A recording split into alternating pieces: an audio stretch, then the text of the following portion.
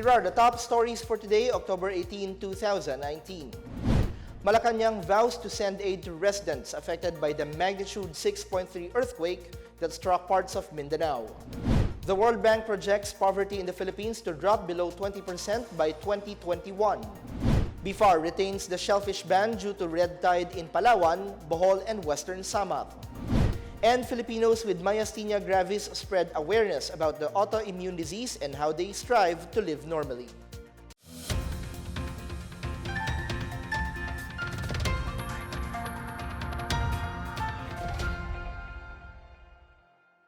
Good day, I'm Bench Bondok. Welcome to the PNA Newsroom.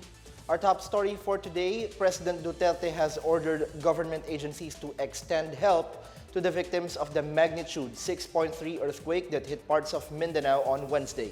This as the death toll from the quake went up to 5, while dozens of buildings were damaged. William Theo has the story.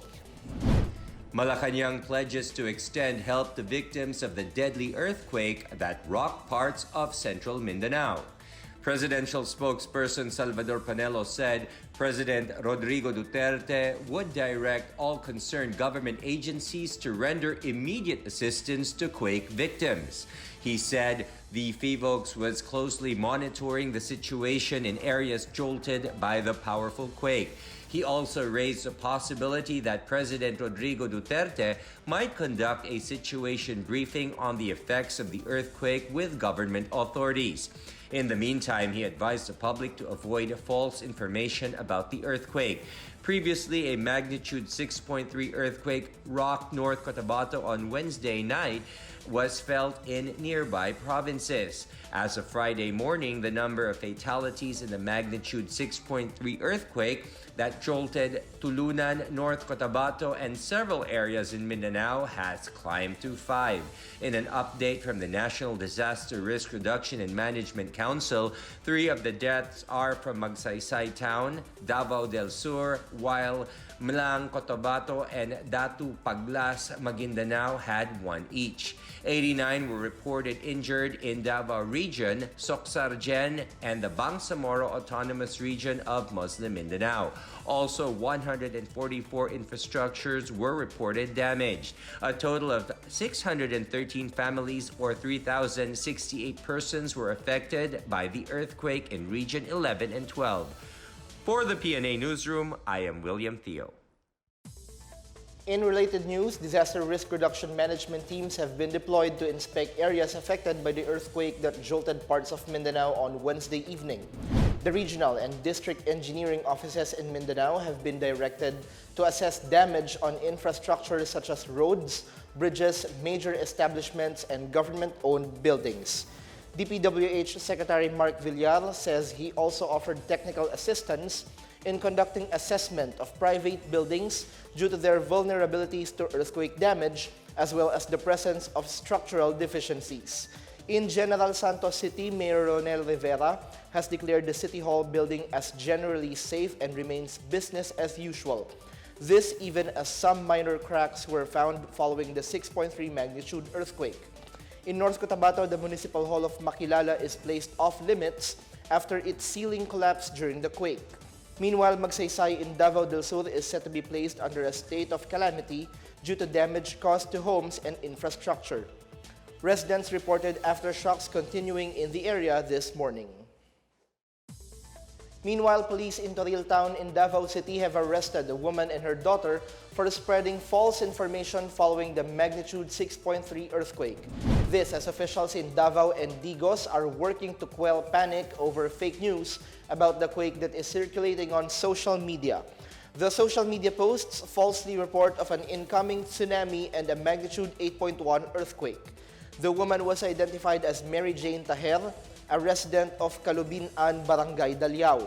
Taher was accused of spreading news about the tsunami alert last Wednesday night, which brought panic to residents. The mother, however, said an unknown person on board a motorcycle only told them of the alert, and her daughter posted it on Facebook. A certain Jake is also being pursued for spreading a similar fake tsunami alert. The Digos city government, meanwhile, said rumors about the incoming tsunami and earthquake are false. Mayor Joseph Cagas warns that those who spread fake news will face charges.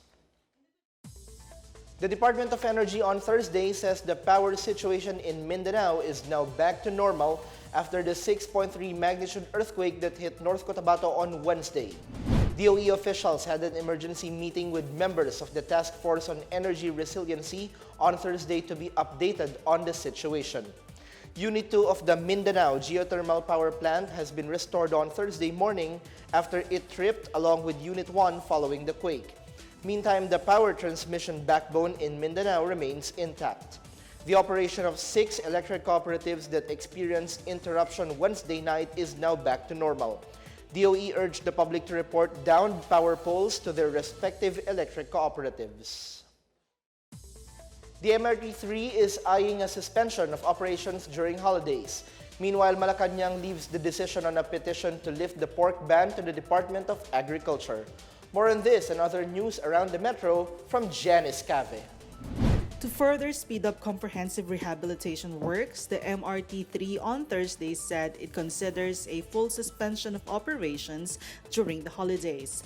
MRT management said the holidays, especially the Holy Week long weekend, will give them enough time to finish rail replacements and other rehabilitation works ahead of schedule. Rehabilitation and overhaul of all trains, rails, cables, and facilities are expected to be finished by July 2021. Meanwhile, Malacanang has ordered the Department of Agriculture to look into the possible lifting of the ban on the trade of pork products. This after DILG Secretary Eduardo Año appealed for the lifting of the ban, saying this is to prevent problems with local trade and commerce. The sale and transport of pork and pork products were banned in certain provinces to prevent the spread of African swine fever, which was detected in several parts of Luzon. In other news, the PNP led the ceremonial destruction of fake merchandise in Camp Crame this morning. About 80 million pesos worth of fake and pirated products were destroyed, among which include the fake signature bags, wallets, pirated DVDs, and fake cigarettes and soap. PNP OIC Archie Gamboa pledged the PNP support for the Intellectual Property Office of the Philippines and its campaign against fake products. For the PNA Newsroom, I'm Janice Cave. Still to come, the World Bank projects poverty in the Philippines to drop below 20% by 2021. And tribal leaders learn about the rights of indigenous peoples in a summit in Bicol. These stories and more when the PNA Newsroom continues.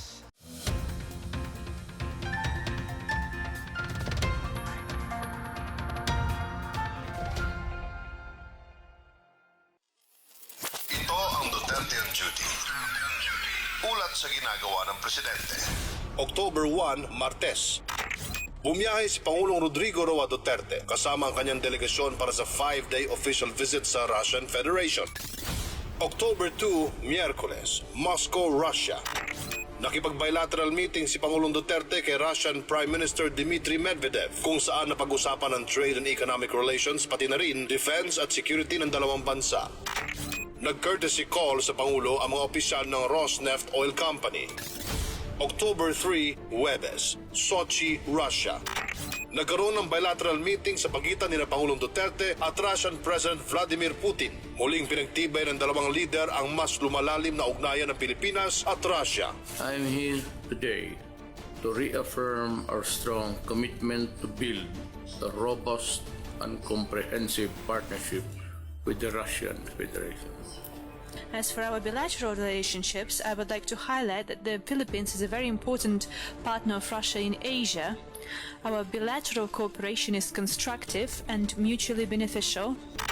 Sunod ay dumalo ang Pangulo sa 16th annual meeting of the Valdai Discussion Club. What we seek, I assume, what the Russian people and all nations also desire, is fairness, equality, and mutual respect. We want a strengthened rules-based order where countries, big or small, are treated the same. We want unimpeded freedom and guaranteed by our Constitution to exercise our right to govern ourselves as a people and as we saw it fit. And we want friends and partners to respect our independence to make sovereign decisions just as we respect theirs.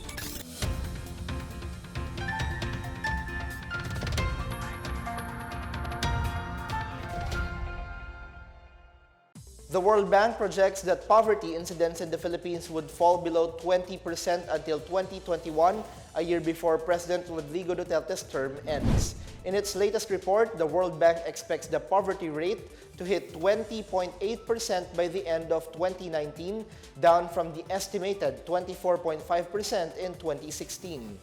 The World Bank saw the poverty rate in the Philippines further declining to 19.8% in 2020 and 18.7% in 2021. Presidential spokesperson Salvador Panelo said the palace welcomed as good news the World Bank report, which recognizes the strength and resiliency of the economy. Panelo also thanked President Duterte's economic and poverty reduction teams for their efforts in moving the Philippines forward. The Philippine Development Plan crafted in 2017 targets to reduce poverty incidence to 14% at the end of President Duterte's term. The number of Filipinos living below the poverty line fell to 21% in the first half of 2018. In other news, the Department of Education has condemned the shooting of Zidi Bitago Cabañeles, a teacher at the Dalit Elementary School in Valencia City, Bukidnon on October 15. In a statement, the DepEd called for an exhaustive investigation on the attack and enjoined all concerned sectors to ensure the safety of schools, learners, and teachers. 4 unidentified armed men attacked Cabañeles and her husband Ramil with the pupil still inside her classroom. The husband managed to escape while the victim sustained serious physical injuries. The local DepEd office has already conducted stress debriefing to pupils, parents, and teachers in Dalit Elementary School after the incident. Meantime, volunteers and Purok leaders will serve as security officers during class hours. Likewise, DepEd has collected financial contributions to augment funds for the hospitalization of the victim. On to some business headlines. Sugar producers, millers, and manufacturers have lauded the move of sugar processors to prevent sugar import liberalization. In a statement, the umbrella organization Tatak Kalamay said they look forward to working with sugar and food processors to meet their needs. It also hopes processors would stay true to their word in supporting its call to scrap the liberalization of sugar importation. Food and agriculture processors earlier asked for an annual allocation of 105,000 metric tons in sugar imports to stabilize their manufacturing input and raise their global competitiveness due to lower cost. It will also cut sugar cost for food manufacturing from 55 to 60 pesos per kilo locally to 28 to 30 pesos in other Southeast Asian countries, particularly Thailand. For its part, Philippine Chamber of Agriculture and Food Incorporated said their petition for an import allocation will be accompanied by an implementation mechanism to ensure it does not adversely affect local sugar farmers.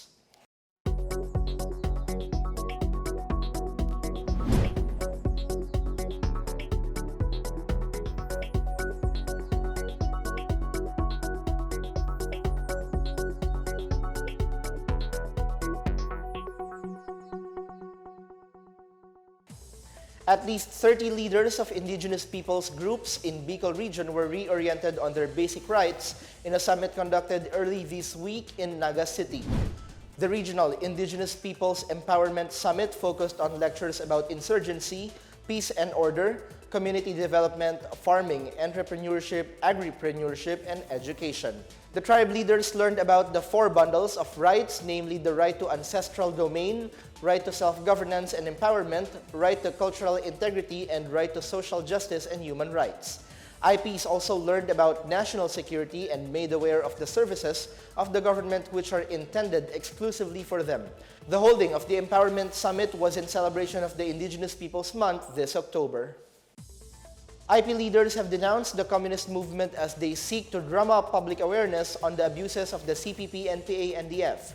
More on this and other news from the provinces from Ruth Abigita Carlos. Members of various indigenous peoples from Mindanao and Northern Quezon convened on Tuesday at Camp Guillermo Nacar in Lucena City to drum up public awareness on the oppressive practices of the CPP and PANDF for the past years. Datu James, speaking for the group, recounted the atrocities experienced by the IPs in the hands of the CPP and PNA. The group of IP leaders recently went around Europe and the US to dispute the web of lies spread by the communist groups. Meanwhile, the Mamanwa tribes of Cagbana village in Burawan Leyte have abandoned their age-old tradition of hunting in the wild now that they have learned the technique of organic farming. At least 50 Mamanwa tribe members received a certificate from the TESDA for finishing organic farming training last year.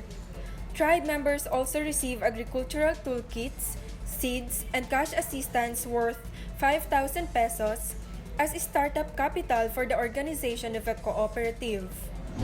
In other news, a documentary film supported by the University of the Philippines Visayas and government agencies features the world of the Iraynon Bukidnon, an indigenous peoples community in General Fulion, San Remigio, Antique. The documentary titled Patok, The Mountain Curvers, shows the hidden treasure of 600-hectare rice terraces carved by the Iraynon Bukidnon. Patok will be screened for free at Cinema 2 of Festive Walk Mall, Iloilo Business Park on October 19 at 9 a.m., 11 a.m., and 1 p.m. For the PNA Newsroom, I'm Ruth Abby Gita Carlos. More stories from the newsroom. BIFAR retains the shellfish ban due to red tide in Palawan, Bohol, and Western Samar. And Filipinos with Myasthenia gravis spread awareness about the autoimmune disease and how they strive to live normally.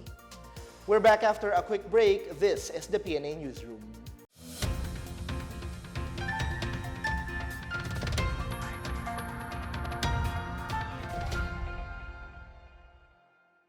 October 4, Biyernes, Moscow, Russia.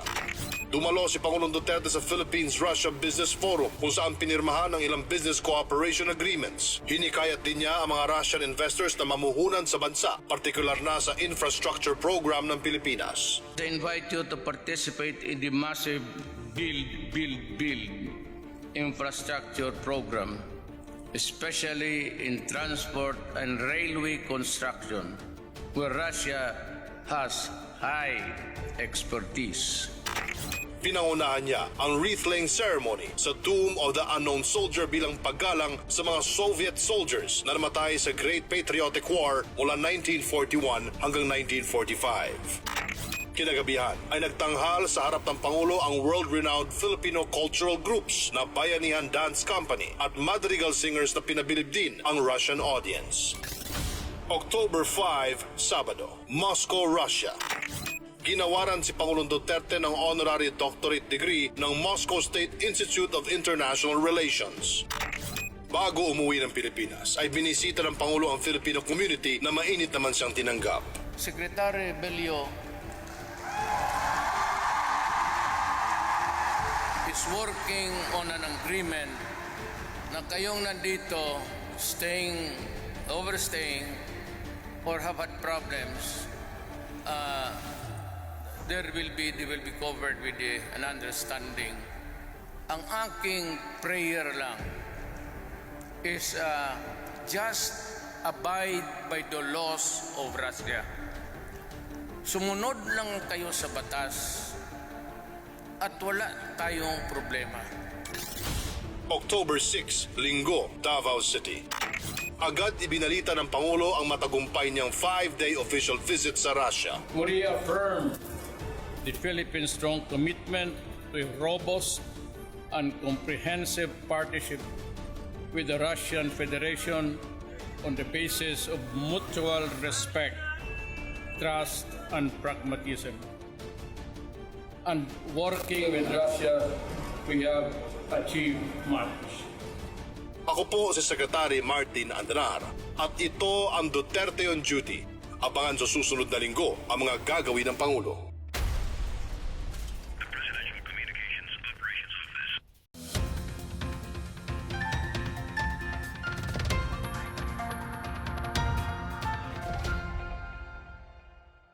The ban on consuming all types of shellfish, including alamang from parts of Palawan, Bohol, and Western Samar provinces, stays due to the presence of red tide toxins.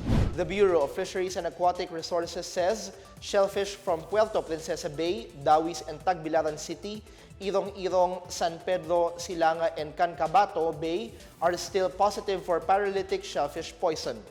Last August, BIFAR raised an alert for red tide toxins in parts of Palawan, Western Samar, Surigao del Sur, and Bohol due to the presence of paralytic shellfish poison beyond the regulatory limit.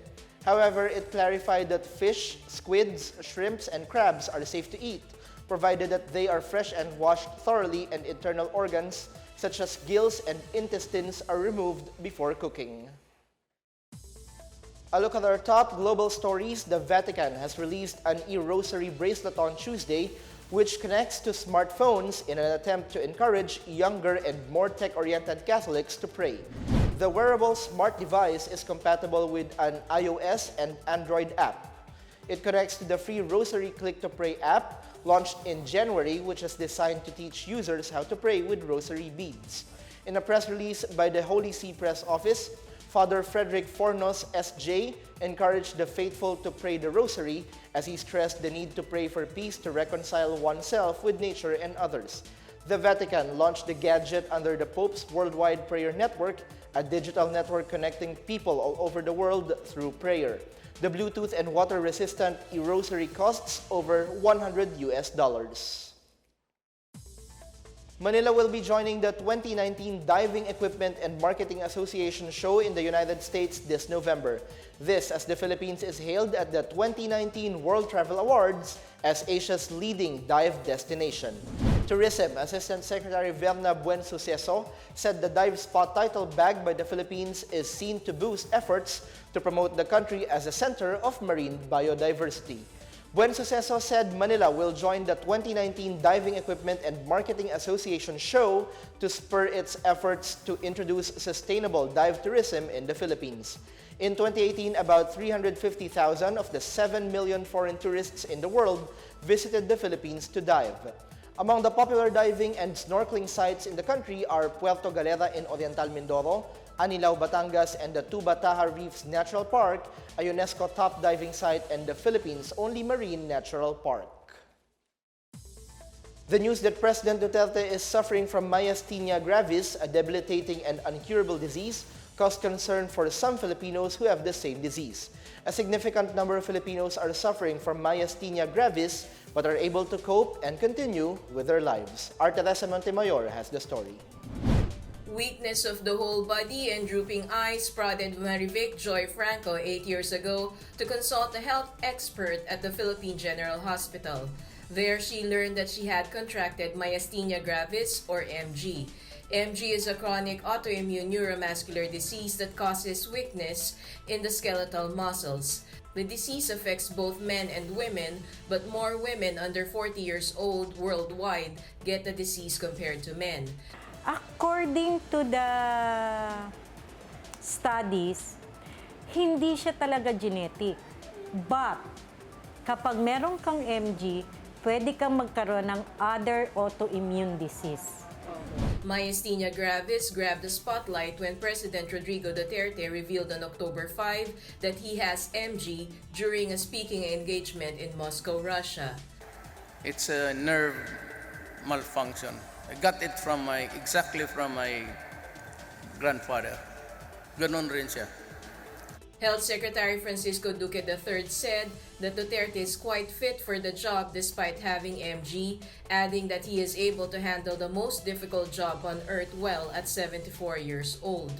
Maria Victoria Yap, a person with Myasthenia gravis or PMG, said stress triggers their disease. Meanwhile, Maria Beth Portes, a single mother with MG, said they are easily infected with diseases and are prone to having another autoimmune disease such as APAS or antiphospholipid syndrome. Teresita Alcantara, another PMG, said they are also given steroids to help them relax and have appetite to eat. Maria Fema Bini underwent thymectomy or the removal of the thymus gland on October 30, 2018 to overcome MG and now says she feels stronger even if she still has drooping eyes.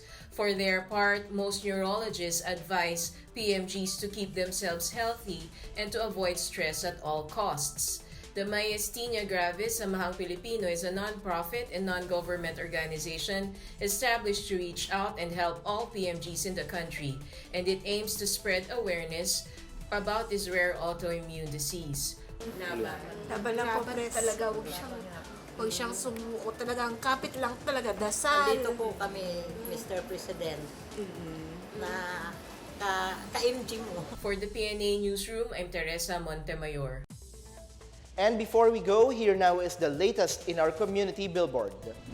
The Youth for Mental Health Coalition, in partnership with the City of Mandaluyong, SK Federation of Mandaluyong, Rizal Technological University, and RTU Grand Alumni Association, are inviting mental health advocates to its Solidarity Walk for Mental Health. The event is an annual walk held to create safe and healthy spaces for engagement of mental health organizations, empower and support people with mental health conditions, raise awareness on mental health, and fight the stigma and discrimination on mental health. The walk will be held on Sunday, October 20, and will start early morning at the Rizal Technological University in Boni Avenue, Mandaluyong City. Interested participants may contact the Youth for Mental Health Coalition on Facebook. And for our weather update, Tropical Depression Perla has strengthened into a storm and will affect the weather conditions of some parts of the country. In today's update, Pag-asa said Perla may bring scattered light rains and thunderstorms over Batanes, Cagayan, including Babuyan Islands, and Apayao by Saturday or Sunday. Western Visayas and the Zamboanga Peninsula may also experience cloudy skies and scattered rains. Meantime, Pag-asa warned against sea travel over the seaboards of northern Luzon due to possible stormy seas.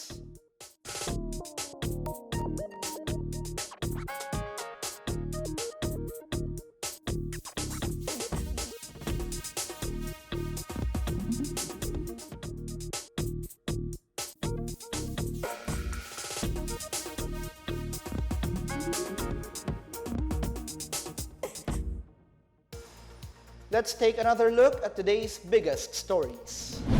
Malacanang vows to send aid to residents affected by the magnitude 6.3 earthquake that struck parts of Mindanao.